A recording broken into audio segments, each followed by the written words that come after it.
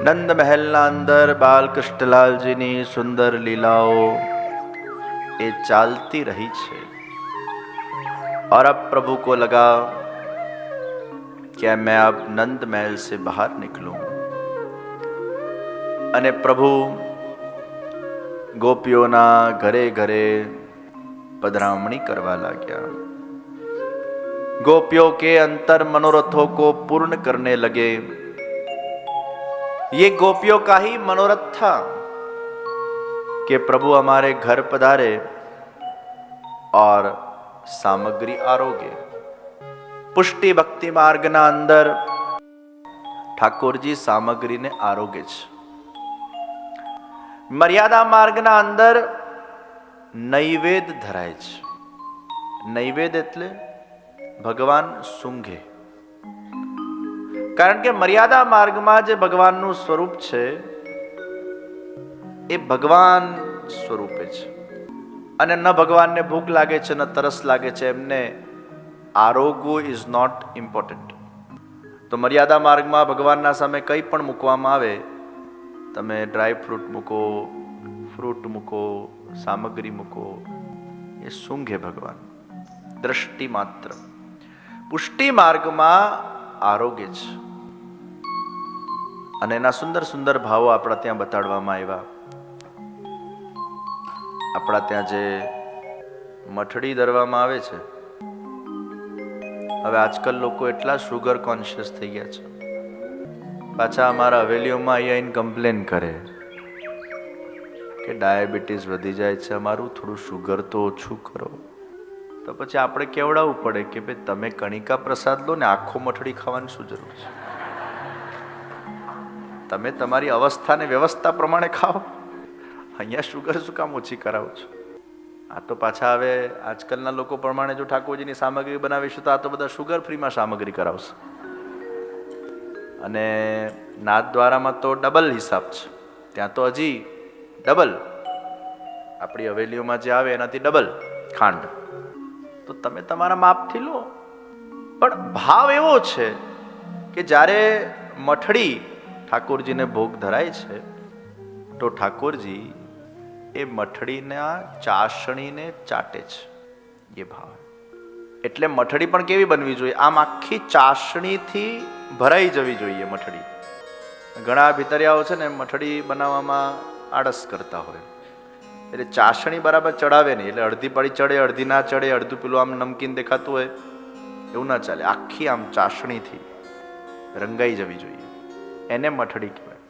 અને એ ભગવાન ચાસણીને ચાટે છે, આવો એક સુંદર ભાવ છે। એટલે જ્યારે આપણે મઠડી ખાઈએ અને એનો પ્રસાદ ખાઈએ ને, ત્યારે એમાં એ ભગવાનના એ ચાટેલો પ્રસાદ, એ અધરામૃત એમાં વિદ્યમાન હોય છે। પછી જ્યારે ઠાકોરજીને કોર સાનવામાં આવે છે, એ કોરને ઠાકોરજી પોતાના હસ્ત વડે પોતાના મુખમાં પધરાવે છે, અને પછી એ જ હસ્તને પુનઃ કોરમાં લઈને પુનઃ પોતાના મુખમાં પધરાવે છે। તો ભગવાનના અધર રસ સાથે જે કોરનું સંબંધ છે, જે મઠડીનું સંબંધ છે, એને આપણે પ્રસાદ ન કહીને એને આપણે મહાપ્રસાદ કહીએ છીએ। અને એટલે પુષ્ટિ માર્ગમાં મહાપ્રસાદીનું એક મહત્વ છે। જેનું સંબંધ ભગવાનના સૂંઘવા સાથે નથી, એનું સંબંધ ભગવાનના અધર રસ સાથે છે। તો ભગવાન ગોપીઓના ઘરે ઘરે જઈને જુદી જુદી સામગ્રી આરોગે છે। માખણ, મિશ્રી, દહીં, જુદા જુદા ગોપીઓના ત્યાં જાય। અને પછી એકલા તો જાય નહીં, આખું ડેલિગેશન, મોટા માણસો ડેલિગેશન વગર ના જાય। અને ભગવાનના ડેલિગેશનના અંદર ભગવાનના બધા સખાઓ, પછી આ બધા વાંદરાઓ। ભગવાન કે આ વાંદરાઓને તમારે જોડે રાખવા જ પડે, આઈ એમ ઓબ્લાઇજ્ડ, ગયા જન્મનો ઉપકાર છે। વાનર સેનાએ જે મને મદદ કરી એ રાવણના વધમાં, એ વાનરોને હું કેવી રીતે ભૂલું? અને એટલે જ ભગવાને કૃષ્ણાવતારમાં બધા જ વાંદરાઓને સાચવ્યા અને હજી સચવાયેલા છે। તમે વ્રજમાં જાઓ, લાલ મોડાવાળા વાંદરાઓ ચારે બાજુ, એની વસ્તી એટલી વધી રહી છે કે થોડા વર્ષો પહેલા ભારતના રાષ્ટ્રપતિ આવેલા તો ખૂબ સિક્યોરિટી, કારણ કે આજકાલ વાંદરાઓ છે ને ત્યાંના ફ્રૂટી પીતા થઈ ગયા છે. તમારા બધું લઈ જાય ને પછી ફ્રૂટી આપો તો પાછું આપે, એટલે વાંદરાઓને ફ્રૂટી ભાવે રે એવું થઈ ગયું છે. તો રાષ્ટ્રપતિ આવ્યા તો બધાની બંદૂક ઉપર સિક્योरिटी. એટલે પછી કોઈક टूरिस्टे पूछा कि ये ऊपर की तरफ क्यों है बंदूक इनकी, है कि यहाँ बंदरों का बहुत त्रास है और हमारे जो पुराने राष्ट्रपति थे वो चश्मा पहनते थे, एक आध कोई बंदर ने छलांग मार के इनका अगर चश्मा ले लिया तो बहुत बड़ी स्टोरी हो जाएगी पूरी. પછી તો સીબી પટેલ જેવા હેડલાઇનમાં છાપે, ભારતના રાષ્ટ્રપતિ પર વાંદરાઓનો અટેક, ચશ્મા ચોરી ગયો. એટલે આવા ન્યૂઝ ના બને એટલે પછી શૂટ એન્ડ ઓર્ડર. તો ભગવાન કે ભાઈ આ બધાને મારે સાચવવા પડે. વાનર સેના આજે પણ ઠાકોરજી, કેટલા વાંદરા તમે જાઓ ત્યારે વ્રજમાં પુષ્કળ વાંદરા, હવે વસ્તી વધી ગઈ છે અને બહુ સાચવવું પડે છે. તો ઠાકોરજી આ બધાને લઈને માખણ ચોરી કરવા પધારે છે અને રોજ કોઈકના ને કોઈકના ને કોઈકના ને કોઈકના ને કોઈકના ને કોઈકના ઘરે પધારે. હવે ગોપીઓને થયું ये बहुत ज़्यादा हो गया और ज़्यादा होने से भी ज़्यादा ગોપીઓનું ઉદ્દેશ ભગવાનના દર્શન કરવાનું હોય છે, એટલે કમ્પ્લેન કરવા જાય યશોદાજીને ઉલ્હાના. અને કમ્પ્લેન કરતી વખતે પછી આમ તેમ નજર જોતી હોય કે કहाँ बालकृष्णलाल जी है, कहीं उनकी झांकी मिल जाए. और वो सुबह सुबह प्रातः समय में कंप्लेन करने आती है. गोपियों पाછી હોશિયાર, गोपियों सासुन के क्या बालकृष्णलाल जी ने उधम वधी गયું છે, तब क्या करना है. सासू के हूँ मारा लेवले यशोदा जी ने कहूँ सारू ना लगे, तुम लोग तो सब अच्छी आओ, तुम जाओ. तो परमिशन तो लेवी પડે સાસુની. એટલે ગોપી કે અમે એ જ તો ઈચ્છતા હતા કે અમે જાય કમ્પ્લેન કરીને. અને એ લોકો જાય એટલે પછી બાલકૃષ્ણલાલજી આમ સવાર સવારે ઉઠીને યશોદાજીના પલ્લુના પાસે ઊભા રહે અને એક અડધા પોતાના શ્રીઅંગના દર્શન આપે. ગોપી દર્શન કરતી જાય, ઉલાના આપતી જાય કે આ તમારો લાલ અમારા ઘરે આવે છે, અસમયે વાછરડા છોડી દે છે, વાછરડાઓ બધા ગાયનું દૂધ પી જાય છે, અમારા છોકરાઓને કોઈ દૂધ મળતું નથી. બીજી ગોપી કહેવા લાગી અમારા ત્યાં માખણની, દૂધની, છાછની મટકીઓ ફોડી જાય છે, ઘર ચીકણું ચીકણું કરી જાય છે. ત્રીજી ગોપી બોલી અમારા ઘરે અમારા છોકરાઓને અમે જો માખણ મિશ્રી ના આપીએ તો ચીમટાઓ ભરે છે, હેરાન કરે છે. ચોથી ગોપી બોલી એકવાર અમે રાત્રે સૂતા હતા, કોણ જાણે એને સવારે મેં કશું આપવાની ના પાડી હશે તો દાઢમાં રાખ્યું, રાત્રે આવ્યો કોણ જાણે ક્યાંથી, મારા પતિની દાઢી આટલી લાંબી, મારી ચોટલી આટલી લાંબી, તો મારા પતિની દાढ़ी ચોટલીનું कोलैबोरेशन કરી દીધું.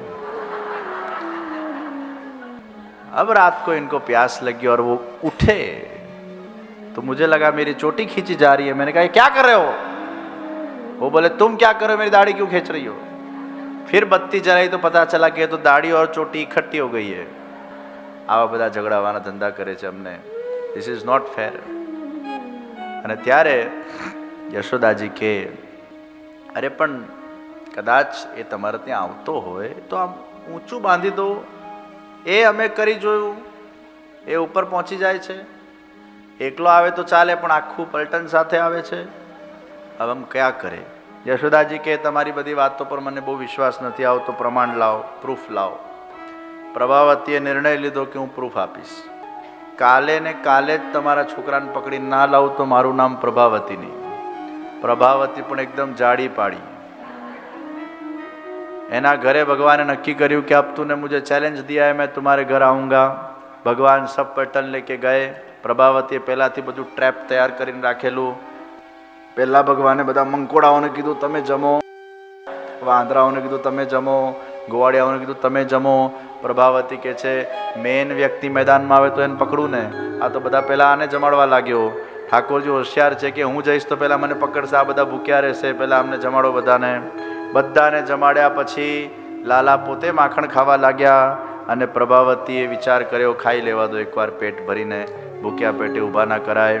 લાલાએ માખણ ખાધું, અહીંયા અહીંયા અહીંયા માખણ ચોપડાયું અને વીજળીના જેમ પદ્માવતી ત્રાટકી પકડ્યું.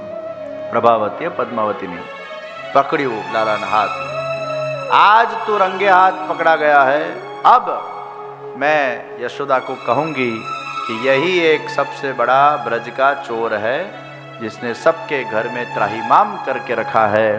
અને આખી પલટન પાછળ પાછળ વાંદરાઓ ગ્વાલ બાલો શોભાયાત્રા નીકળી છે અને લાલાને લઈને પેલા પ્રભાવતી આગળ જાય છે.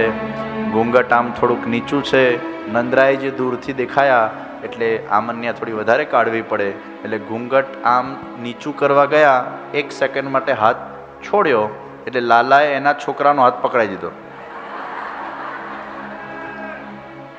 और लेके प्रभावती जब जाती है द्वार पे, अब तो यशोदा जी बहुत जोर जोर से हंसने लगे. प्रभावती के जो તમારા છોકરાને પકડીને લઈ આવી. યશોદાજી કે છે અરે ઘૂંઘટ ઊંચું કર, જો તો ખરી આ કોણ છે, આ તારો ચિલકુ છે.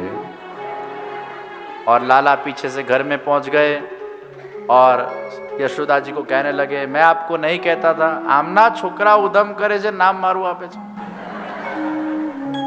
પ્રભાવતીએ ઘરે જઈને જે પેલા છોકરાને ધબેડ્યો છે, તું कैसा आदमी है, તું मेरा बच्चा है कि किसी और का बच्चा है.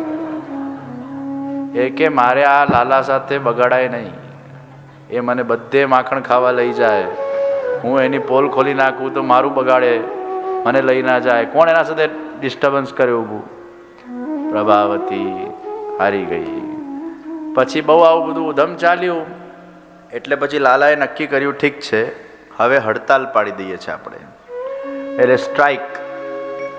5 દિવસ સુધી કોઈ ગોપીના ઘરે નહીં જવાનું, બધાએ ઘરમાં જ રહેવાનું છે. હવે વ્રજમાં સુનકાર મચી ગયું અને બધી ગોપીઓ હવે ભેગા થઈને પાછા યશોદાજી પાસે આવ્યા.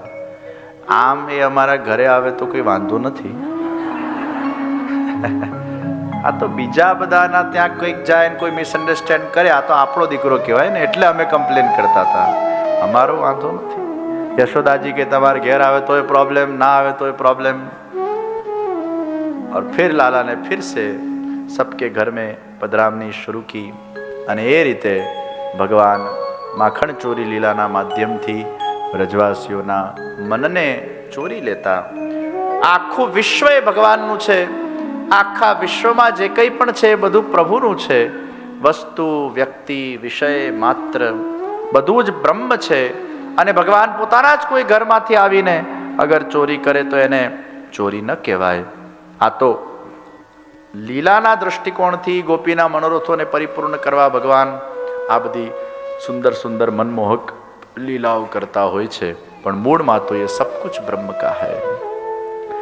ભગવાન ગોકુળમાં ધીરે ધીરે થોડાક મોટા થયા અને રોજના કોઈને કોઈ અસુરો આવતા, એટલે પછી નંદરાયજી અને બધાએ નક્કી કર્યું કે આપણે હવે વૃંદાવન તરફ આગે કૂચ કરીએ અને વૃંદાવનમાં સેટલ થઈએ, ત્યાં કદાચ શાંતિ મળી જાય. અહીંયા તો અસુરો રોજ 2-5 દિવસ થાય અને કંસ એ અસુરો મોકલે છે, તો વૃંદાવન તરફ એ બધા જ વ્રજવાસીઓ એ આગળ વધી રહ્યા છે. આइए हम भी वृंदावन के तरफ अपने आप को, अपने मन को ले जाए. चल वृंदावन, चल चल वृंदावन,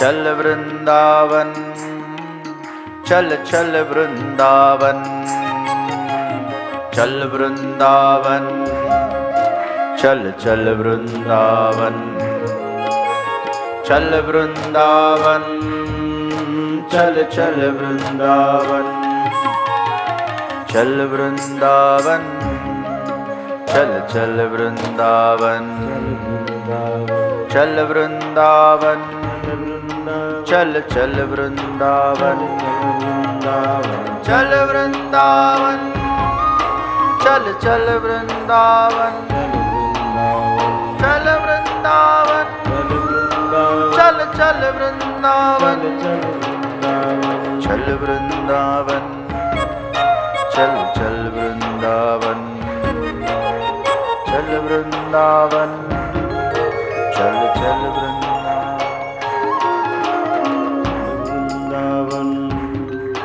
चल चल वृंदावन, चल वृंदावन, ચલ ચલ. વૃંદાવનની ભૂમિમાં પ્રવેશ થયો છે. નંદરાયજીએ પૂછ્યું, લાલા તારે ક્યાં રહેવું છે? જ્યાં સૌથી વધારે ગાયો હોય ત્યાં મારે રહેવું છે. નંદગામમાં સૌથી વધારે ગાયો છે. વૃષભાનજીએ પૂછ્યું, રાધા તારે ક્યાં રહેવું છે? જ્યાં સૌથી વધારે મોર હોય ત્યાં મારે રહેવું છે. તો જ્યાં સૌથી વધારે મોર છે ત્યાં રાધાજી વિરાજમાન થયા. જ્યાં સૌથી વધારે ગાયો છે ત્યાં કૃષ્ણ વિરાજમાન થયા. અને ભગવાન રાધા કૃષ્ણ એ બરસાના અને નંદગાનના અંદર વિરાજમાન થયા છે. વૃંદાવનની એ પવિત્ર ભૂમિ, સાક્ષાત ગિરિરાજજી જ્યાં બિરાજે છે, તુલસીજીના વનો જ્યાં વિરાજમાન છે, સાક્ષાત રાધા કૃષ્ણની દિવ્ય મધુરમય લીલાઓનું જે સ્થાન, એ જ આ વૃંદાવનનું સ્થાન છે.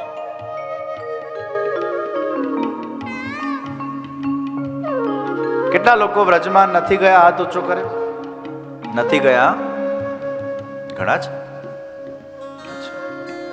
આજે નીચે પણ લોકો બેઠા છે? નીચે છે આજે? એ તો આપણને દેખાતું નથી.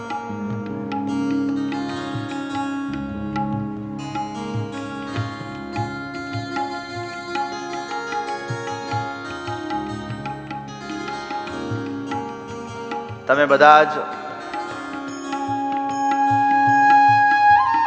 બ્રજમાં જે નથી ગયા એ ચોક્કસ જજો. જે ગયા છે એ વારંવાર જજો. બ્રજની દિવ્ય ભૂમિ એ ભગવાનની સાક્ષાત નિત્ય લીલા ભૂમિ છે. કૃષ્ણ એ હતા એમ આપણે નથી કહેતા, કૃષ્ણ આજે પણ છે. भगवान कृष्ण वो सदा विराजमान है और नित्य लीला वो व्रज लीला है. तो गोलोक धाम का ही स्वरूप એ વ્રજના 84 કોષ છે. આજે પણ ભગવાન પોતાની લીલાઓ ત્યાં કરી રહ્યા છે. અને એટલે જ વ્રજ ભૂમિ એ ભગવાનની પ્રિય ભૂમિ છે.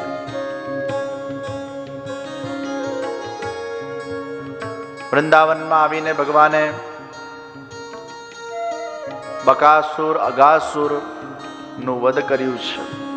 પાખંડનું પ્રતીક એ બકાસુર અને પાપનું પ્રતીક એ અઘાસુર. ભક્તિમાં પાખંડનો નિષેધ છે. અને કોઈ અગર પાપ અગર આવી જાય છે એ ભગવાન પોતાની કૃપાથી દૂર કરી દે છે. બકાસુર હાથ જોડીને ઊભો છે, આંખો નીચે, એમ લાગે તપસ્યા કરે છે. પાખંડનું સ્વરૂપ છે. તમે જેટલી ભક્તિ કરો, શુદ્ધ કરો, ભલે ઓછી કરો, પણ પવિત્રતાથી ને સાચા મનથી ને દિલથી કરો, એ ઠાકોરજીને ખૂબ જ પ્રસન્ન કરશે. કોઈક સેવા કરતું એમાંથી ઇન્સ્પિરેશન લો. કેટલી સરસ સેવા કરે છે.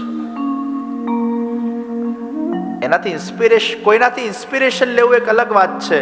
અને પહેલા એ કર્યું એટલે હવે આપણે કરવું જ પડશે, આ કોન્સેપ્ટ એક જુદો વિષય છે. પેલો ઈંડોળો લાવ્યો એટલે આપણે તો લાવવું જ પડે, ના જ ચાલે. આપણા ઠાકોરજી ઈંડોળા વગર રહે, પછી ઈંડોળાના ફોટા મૂકીને આપણા ના મુકાય તો? હવે આ ભાવનાથી ઈંડોળો લાવ્યા, આ પાખંડ છે. તો કોઈનાથી આપણે ઇન્સ્પિરેશન લઈએ, પણ કોઈકને દેખાડવા અથવા એને કર્યું એટલે મારે પણ કરવું જ પડશે, આ કોન્સેપ્ટ એ ઠાકોરજીને ગમતું નથી. ઠાકોરજીના સુખાર્થ આપણે ભાવથી જે કંઈ પણ કરીએ છીએ ઠાકોરજી અંગીકૃત કરે છે. તો પાખંડના સ્વરૂપ બકાસુરનું નાશ થયું. અગાસુર પાપનું સ્વરૂપ છે. પરીક્ષિત રાજા પાસે ભગવાને પોતાના લીલા સ્વરૂપ પાપ કરાવ્યું, પણ પછી પોતે જ એનું નિરાકરણ કર્યું. કોઈક વાર આપણાથી કોઈક ભૂલ થઈ જાય, પછી ભગવાન જ આપણને એમાંથી મુક્ત કરતા હોય છે. પાપના મુખમાં વ્રજવાસીઓ જતા હોય છે. અગાસુર આમ મોડું ખોલીને બેઠો છે, મોટું મોડું. અને આ બધા અગાસુર ને આ બધા અસુરો કઈ પેલા નાના નાના રમકડા જેવા નતા. આમ આકાશ સુધી ખુલતું હોય. અને ભોળા બાળકો બિચારા અંદર જતા હતા, આમ જીવડી બાર એટલે એવું લાગે કે આમ કોઈ ગુફા છે. તો એક સખાએ બીજા સખાને કીધું, અરે देखो तो सही वृंदावन में कितनी अच्छी गुफा है और ये गद्दा बिछा हुआ है. जीवड़ी ने गद्दा કે છે, गद्दा बिछा हुआ. બધા છોકરાઓ ઘૂસી ગયા અંદર. પછી પેલા દાંત હોય ને, ये देखो कितना अच्छा खूटा है. हमने सुना है कि जब ऐसी गुफा में अंदर संत बैठकर तपस्या करते होते हैं तो जो लोग दर्शन करने जाते हैं वो यहाँ अपने जो माल सामान होता है, बैग्स वैग्स होती है, इसको यहाँ टंगाते हैं. था तो खूटा है. હવે નાના બાળકો છે, એની બુદ્ધિ પ્રમાણે કામ. અગાસુર મનમાં વિચાર કરે છે, મૂર્ખાઓ, હું અજગર છું, તમને મારવા આવ્યો છું, તમે ગુફા સમજીને અંદર ઘૂસો છો. भगवान कृष्ण दूर थी जोयूं कि ये बच्चे ये गुफा समझकर असुर के मुख में जा, अर्थात पाप के मुख में जा रहे हैं. અને જ્યાં પ્રભુએ જોયું પાપના મુખમાં બાળકો જઈ રહ્યા છે, દોડતા દોડતા પધાર્યા, પોતે પણ મુખમાં પ્રવિષ્ટ થયા. અને ત્યારે અગાસુરે મુખ બંધ કર્યું અને ભગવાને એને ચીરી ફાડીને ફેંકી. પાપમાંથી વ્રજવાસીઓની મુક્તિ કરી. ભગવાને ઢગલે ને પગલે વ્રજવાસીઓનું રક્ષણ કર્યું છે. તો બકાસુર, અગાસુર. હવે યશોદાજીએ લાલાને કીધું, अब तुम थोड़े बड़े हो गए हो तो चलो बछड़ा चराओ. लाला के ना, गाय चरावीस. लेकिन हमारा तुम्हारी उम्र कम है, गाय बलराम चराएगा, तुम बछड़ा चराओगे. નાનું છોકરું મોટું થાય એટલે પહેલાં આપણે એને સાયકલ આપીએ, મોટરસાયકલ આપીએ, ટુ વ્હીલર આપીએ, પછી કાર આપીએ. પહેલે તું બછડા ચડાવો. અને એ વાછડાને ચરાવવા પધાર્યા પ્રભુ. અને ત્યાં વત્સાસુરનું ભગવાને ઉદ્ધાર કર્યો છે. અને જોત જોતામાં ગોપાષ્ટમી આવી અને એ ગૌચારણ કરવા માટે ઠાકોરજી હવે તૈયાર થયા. ગાયને પૂજન કર્યું, ઠાકોરજીને તિલક આરતી કરી અને પ્રથમવાર પ્રભુ ગૌચારણ કરવા પધાર્યા છે. અને ગૌચારણ કરવા પ્રભુ પધારે અને એ ગાયોના વચ્ચે એ ભગવાનની એ સુંદર શોભાને જોઈને બધા વ્રજવાસીઓ ધન્ય બની જતા. એ ગાયોના પાછળ પાછળ શ્યામ સુંદર પધારતા હોય. સૂરજ ઢલવાની તૈયારીમાં છે, ગાયો ચરાવીને પાછા આવે. ભીલનીઓ રાહ જોઈને બેઠી હોય. એ ભીલનીઓ એ ઠાકોરજીને મેવો ધરે છે. અને એટલે જ પુષ્ટિ માર્ગની હવેલીમાં ઉત્થાપનમાં જે મેવો આવે છે એ ભીલનીઓના ભાવથી આવે છે. ભગવાને બધા જ જીવોનો સ્વીકાર અંગીકાર કર્યો છે. અને ગૌચારણ કરીને જ્યારે ઠાકોરજી એ પાછા પધારતા હોય છે, સૂરજ ઢલવાનો સમય છે અને ગાયના ખુરમાંથી ઉડેલી રજ એ ભગવાનના મુખકમલ પર આવીને ચોંટતી હોય છે. અને ભગવાનનો પોતાનો એક પ્રકાશ, દિવ્ય પ્રકાશ આ બાજુ સૂરજની કિરણ પડતી હોય છે. અને એ વખતે ભગવાનની એ સુંદર શોભાના દર્શન કરીને વ્રજવાસીઓ થાકતા નથી. અધરમ મધુરમ વદનમ મધુરમ નયનમ મધુરમ અસિતમ મધુરમ હૃદયમ મધુરમ ગમનમ મધુરમ મધુરાધિપતે અખિલમ મધુરમ. અને બાલકૃષ્ણલાલજી ગૌચારણ કરીને પાછા પધારે એટલે યશોદાજી એમની આરતી ઉતારે છે. અને એ રીતે સંધ્યા આરતી જે આપણે હવેલીમાં કરીએ છીએ, એ ગૌચારણ કરીને ઠાકોરજી પાછા પધારે અને એ જે યશોદા મૈયા એમની આરતી ઉતારે છે એ સંધ્યા આરતી છે. અને પછી શિંગારવડા થાય, શયન ભોગ આરોગે. શયન ભોગ એકદમ લાઇટ ઠાકોરજી આરોગતા હોય છે, હેવી શયન ભોગ નથી આરોગતા હોતા. અને પછી એ શિંગારવડા કરીને ઋતુ અનુસાર ઠાકોરજીને વસ્ત્ર પરિધાન, શીતકાલ હોય તો આત્મસુખનો વાગો અથવા પછી કેવલ ટોપી ધરાવીને ઠાકોરજીને આપણે પોડાડીએ છીએ. અને એ રીતે પ્રભુ પોળે ને સવારે પાછા જાગે. આ આખી જે દિનચર્યા એ ભગવાનની વ્રજલીલાના અંદર જોવા મળે છે. એ બાલકૃષ્ણલાલજી વૃંદાવનમાં પધારીને હવે આગળ પોતાની મધુર લીલાઓને સાકાર કરશે. એ સુંદર લીલાઓનું દર્શન, વેણુગીત, ગોપીગીત, રાસોત્સવ, રૂકમણી વિવાહ આ બધા જ સુંદર પ્રસંગોને કાલના સત્રના અંદર આપણે અનુભવીશું. અને કાલે અહીંયા રેખાબેન, કંતેશભાઈ, પોપટ પરિવારની ઈચ્છા ભાવના છે કે એક રાસોત્સવ પણ અહીંયા કરવામાં આવે. હવે જોઈશું કાલે કેટલા વાગે કથા પતે છે અને કઈ રીતે રાસોત્સવ થાય છે, પણ તમે બધા એ તૈયારી સાથે આવજો.